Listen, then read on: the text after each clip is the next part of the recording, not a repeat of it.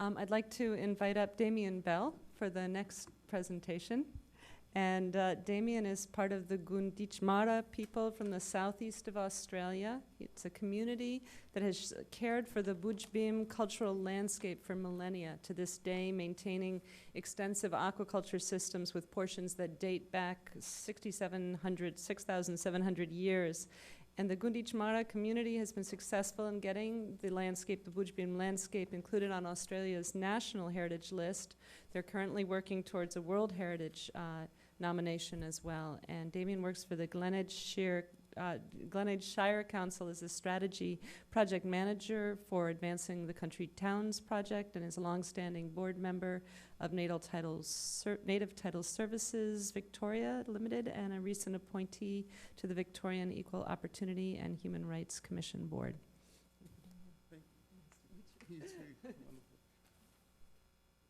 How's that? Okay. First off, I'd like to say Natanwa, which means hello in our language. And I'd like to acknowledge the Delaware and Lenape people, where this university stands. Also, I'd like to acknowledge my fellow Indigenous people that are here today.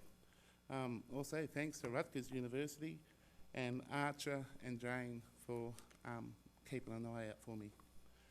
First off, where is the Budj Bim Landscape? Have you seen this map of Australia before? It's pretty impressive. Someone said it looks like Europe.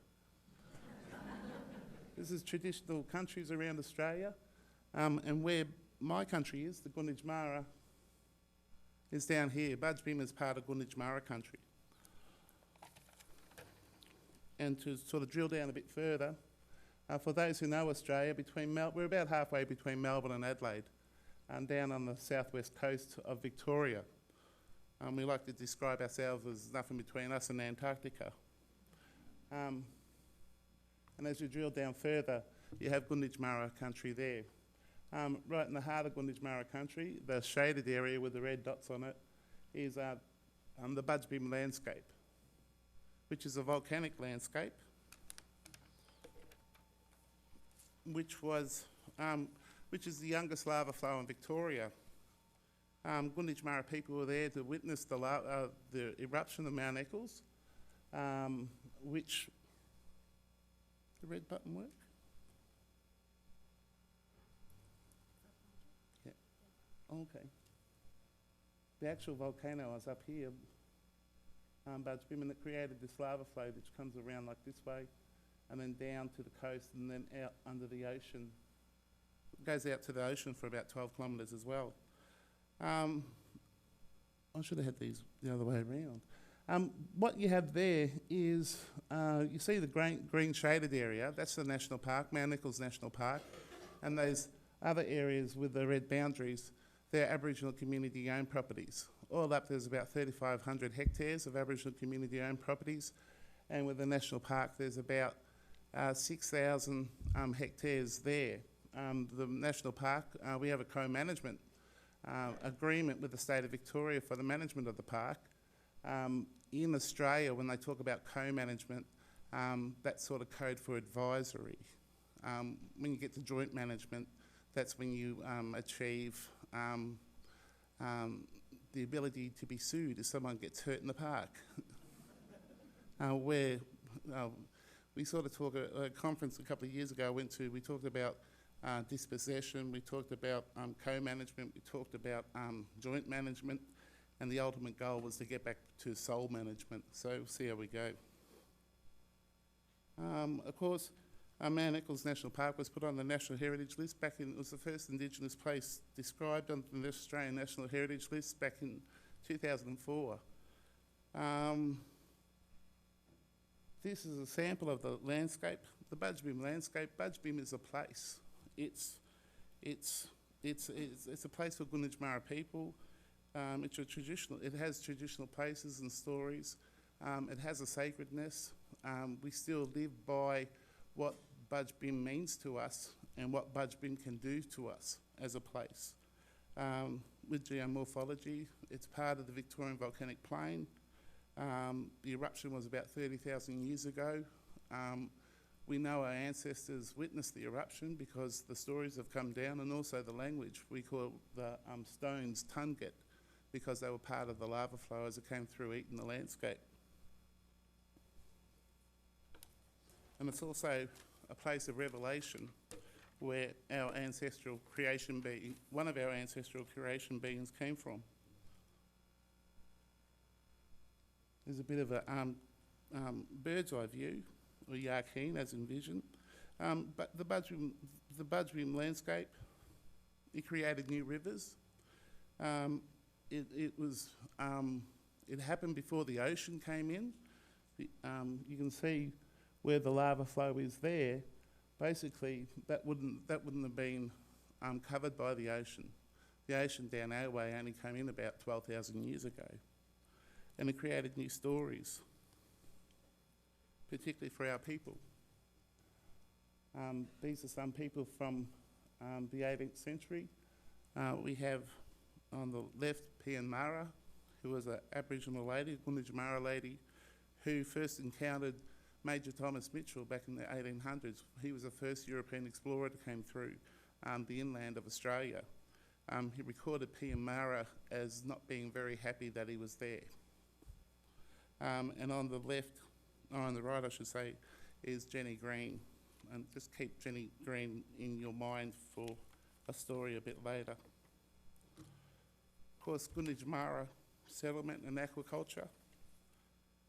This is a painting from 1843. The camp, his name is Cold Morning. It's a camp of him and his family. Cold Morning was a hero in the Gunditjmara Wars of Resistance, a very important Gunditjmara ancestor and hero. There's a sadness with this painting. He's actually dying in this painting of disease, but his family's there.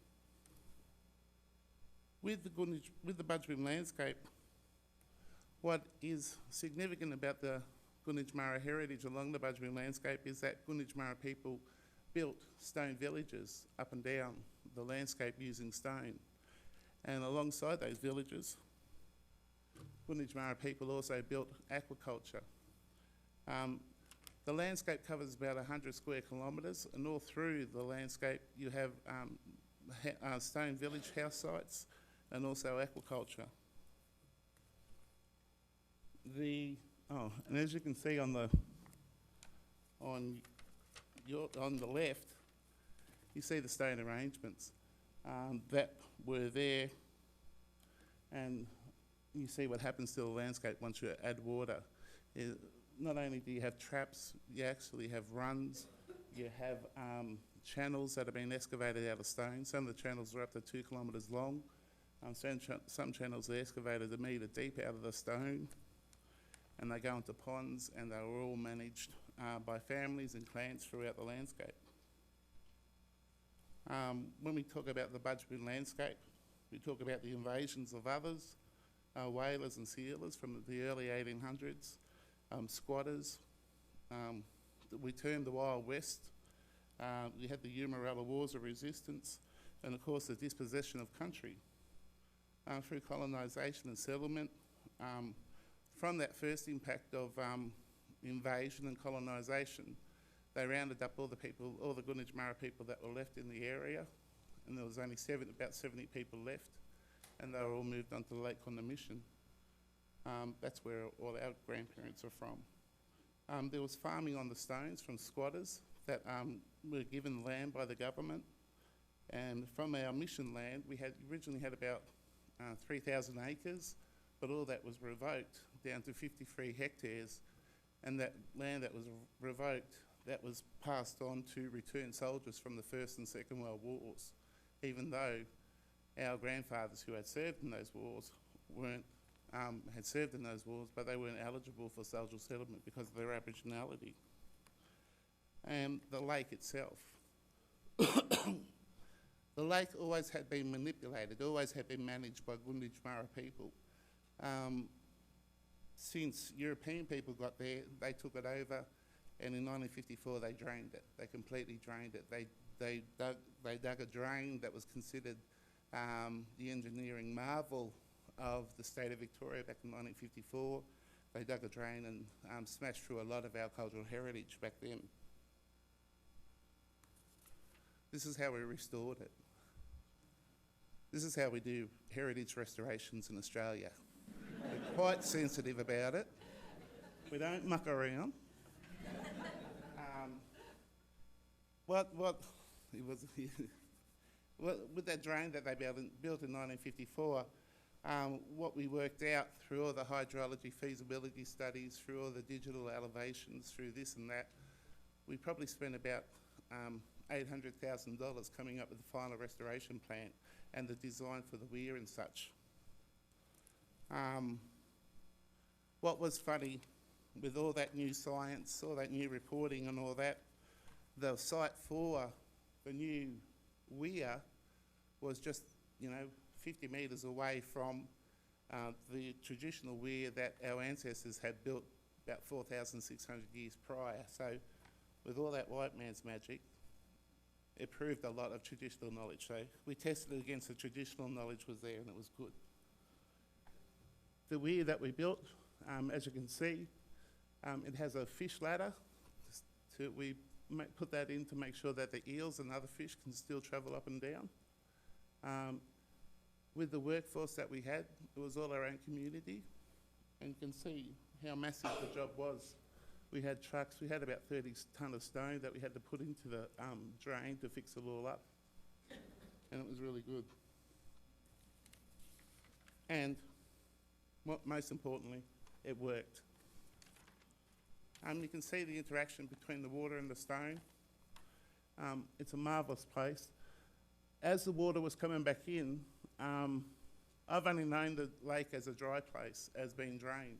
As the water come back in, there's places you can go out there and you can turn stones just like taps. You turn that stone to make water go that way, or make water go that way. The innovation and the technical achievement is just amazing. And of course, it restored our aquaculture systems. This is just one part of it. As I said, these systems cover about they're found about 100 square kilometres right across the Budj Bim Landscape.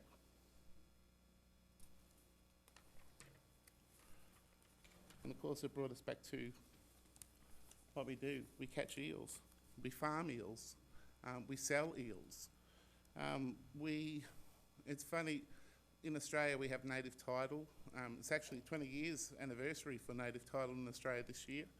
And it's still, whereas we have a heritage of commercial trade of eel, with our native title and everything that sort of government and I suppose broader society can recognise us for, they can recognise us for customary eels, but they can't recognise us for the commercial eel, which is interesting. So that's going to be our next, some say battleground, but I'll just say challenge. Because they said we couldn't restore a lake, but we did that. Oh, that's right. And also weaving. These women here are descendants from Jenny Green, who you've seen weaving before. For the past decade, I've been asking our women, you have to weave me some baskets so we can, go out eeling and all that kind of stuff. And they say, when you restore the lake, we'll weave you a basket. I'm still waiting because all the ladies are on commissions to weave baskets for all the visiting academics that we have now. So once I can match their prices. Lynette Russell? Yes.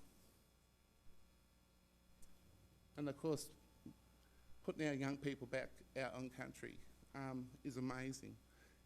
We've had land returned over the past 30 years, and we now have a generation that's grown up on places on their own country that have had our values at the forefront, not just having access to property, not just being allowed to go to this place and go to that place. They've been able to grow up there free, still within the confines of what we value about what's good and what's bad.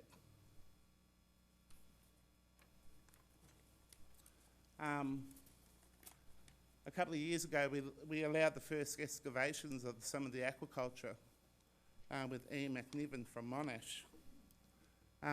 As you can see, he did 2 excavations. They were both cross sections of the channels and also a barrier. And as you can see, him and his team, they went in and removed the sort of silt build-up in the topsoil that had built up along the channels. You can see, I should explain, you see those 2 lines, that's actually a channel. Water would, and eels would actually be directed through the channels from one pond to the other. To our amazement, to the Gunditjmara's amazement, when he came back to reveal the images, and as they excavated down and down, because of our generation, we've only seen what's been above the topsoil. There's some places where the structures are a bit like icebergs. They actually go down under the ground. It's quite amazing. Of course, when he showed us that, we sort of pretended that we knew. Oh, yes, of course, we knew that, yeah. Look at that. So very impressive. That's where he tested a new, 3 minutes. All right. On the Budj Bim Landscape, we also have European heritage. One of the big things is they talk about as European dry stone wall construction. And one of the big things was the Bessiebelle sheep washing yards, which was a great big elaborate sheep run and pens and all that have been built up into sinkholes, volcanic sinkholes. And as you can see here, we acquired a property, Lake Gorrie, a couple of years ago. And of course, you know, once the Indigenous people acquire a property, you know, the European heritage starts to degrade and everything, and we get the blame for that. But for this, we put in for a heritage restoration grant. You can see where it's breached in the wall there. And again, to demonstrate our care and sensitivity for heritage restoration, we get stuck into it. It's very carefully planned. It's not just like we go out there with a grader. It's all right. But what you can see is the final result is actually quite superb. Heritage Victoria is the organisation we work with. They gave us full marks on what we did here, the work that we did here. There's some more. For that, yes. So now that we've refined our abilities and capacities on the European heritage, we're going to look at restoring some of our traditional raceways, which is going to be interesting. I remember a couple of years ago, I went to Paris to the World Heritage Centre and spoke to Giovanni and talked about the restoration that we were going to do at that stage and what we wanted to do. And he sort of got it confused with restoring the lake and restoring the traditional channels, because he said, oh, no more concrete. And I said, what do you mean? And then I explained, no, the concrete was for the weir, for the new weir, and the restoration was going to be the original people, let alone the original stone, the original fabric. So he was, oh, that's all right. We're not a World Heritage place. We want to go for World Heritage. Earlier this year, one of our countrymen, Dennis, went up to Japan to a United Institute of Training and Research workshop, and we got up a draft inscription of what an inscription could look like for Budj Bim, which was pretty promising, given that when you're working towards something, it would be good to have a look at what it would look like on paper. Where are we going to the future? Where do we go? Heritage protection is very practical, and it's very real. You see that headline up there, town is no grow. Tarandara is a little settlement, European settlement at the bottom of the lava flow. Unbeknownst to us, its residents had pushed ahead with the local government to extend its planning boundaries and all that. But the local government said no, because it's a national heritage place and a place of importance for Indigenous people. We never knew about that until this came out in the paper. So those heritage laws work. Into the future, land use change and encroachment onto our land, onto the Budj Bim land. You can see what's happening there. We've planned a scenario up to 2030 through our Lake Condah restoration. We built it around climate change, but decided we need to look at the other land use change that's going to be happening over the next, well, not 30 years now, it's only 15. And with climate change, as you know, in Australia we had the carbon tax come through last year, or this year I should say. It caused a lot of contentions. We thought we would be able to get an income out of the carbon tax, given forest sequestations and all that kind of stuff. But in line with our own values, we said that we wouldn't do any reforestation out in the Budj Bim Landscape. It had to be in line with the cultural and natural values that were there, with the manna gum, with this, with the water species. We weren't going to do the monoculture with blue gums and all that. So when we put the figures into the computer, it'll all come back. It would create a revenue, but it wouldn't be enough. So where we're going to rely on carbon income, it's not going to be that much if you stick to your traditional values. So we have to be inventive and work out another way. And that's me. Cool.